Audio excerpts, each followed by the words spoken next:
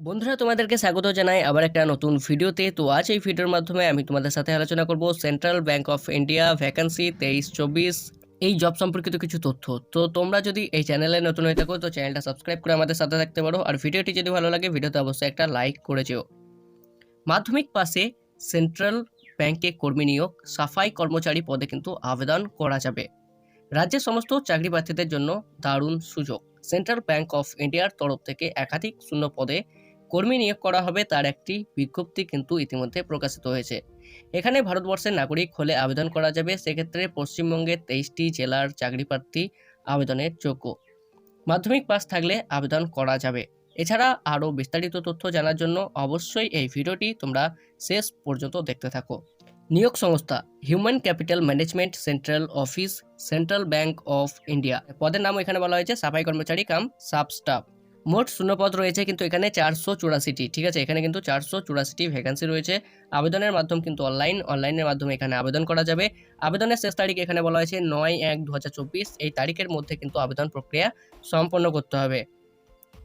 পদের নাম ও শূন্যপদ আমি আগেও বলে দিয়েছি যে এখানে কিন্তু সাফাই কর্মচারী কাম সাব স্টাফ এই পদে কিন্তু নিয়োগ করা হচ্ছে। এখানে মোট 484 জনকে নিয়োগ করা হবে। এসসি ক্যান্ডিডেটের জন্য কিন্তু এখানে ভ্যাকেন্সি রয়েছে 62টি, এসটি ক্যান্ডিডেটের জন্য কিন্তু এখানে ভ্যাকেন্সি রয়েছে 42টি, ওবিসি ক্যান্ডিডেটের জন্য কিন্তু এখানে ভ্যাকেন্সি রয়েছে 114টি, এখানে ইডাব্লিউএস ক্যান্ডিডেটের জন্য কিন্তু এখানে ভ্যাকেন্সি রয়েছে 84টি এবং জেনারেল ক্যান্ডিডেটের জন্য কিন্তু এখানে ভ্যাকেন্সি রয়েছে 218টি। বয়সসীমা ও বেতন। যে সকল ইচ্ছুক প্রার্থীরা এখানে আবেদন করতে চাও তাদের উদ্দেশ্যে বলা হচ্ছে যে প্রার্থীদের বয়স সীমা 18 থেকে সর্বোচ্চ 26 বছর বয়সের মধ্যে হলে এখানে আবেদন করা যাবে। ঠিক আছে, এখানে কিন্তু তোমরা যদি চাকরি পাও তাহলে প্রতি মাসে বেতন হিসাবে এখানে প্রদান করা হবে 16,500 টাকা। 16,500 টাকা কিন্তু প্রতি মাসে এখানে প্রদান করা হবে বেতন হিসেবে। শিক্ষাগত যোগ্যতা আমি আগে বলে দিয়েছি যে এখানে মাধ্যমিক পাস থাকলে পরে আবেদন করা যাবে। ঠিক আছে, এখানে কিন্তু মাধ্যমিক পাস করতে হবে, যে কোনো স্বীকৃত প্রতিষ্ঠান থেকে মাধ্যমিক পাস থাকতে হবে, তাহলে পরে কিন্তু এখানে আবেদন করা যাবে। এই বিজ্ঞপ্তিটি প্রকাশিত হয়েছে www.centralbankofindia.co.in এই পোর্টালে কিন্তু এই বিজ্ঞপ্তিটি প্রকাশিত হয়েছে। নিয়োগ প্রক্রিয়া এখানে প্রার্থীদের কিন্তু নিয়োগ করা হবে দুটি ধাপের মাধ্যমে। সর্বপ্রথম লিখিত পরীক্ষা নেওয়া হবে এবং পরবর্তীকালে স্থানীয় ভাষায় টেস্টের মাধ্যমে সঠিক ও যোগ্য প্রার্থীদের এখানে নিয়োগ করা হবে। ঠিক আছে, এখানে কিন্তু দুটি ধাপের মাধ্যমে কিন্তু এখানে নিয়োগ করা হবে। সর্বপ্রথম লিখিত পরীক্ষা দিতে হবে, তারপরে ইন্টারভিউর মাধ্যমে কিন্তু এখানে সঠিক ও যোগ্য প্রার্থীদের নিয়োগ করা হবে। এখানে কি আবেদন মূল্য লাগছে? যে সকল ইচ্ছুক প্রার্থীরা এখানে আবেদন করতে চাও তাদের উদ্দেশ্যে বলা হচ্ছে যে এখানে আবেদন মূল্য দিয়ে কিন্তু আবেদন প্রক্রিয়া সম্পন্ন করতে হবে। যে সকল ইচ্ছুক প্রার্থীরা এখানে আবেদন করতে চাও তাদের উদ্দেশ্যে বলা হচ্ছে যে এখানে অনলাইনের মাধ্যমে আবেদন করতে হবে।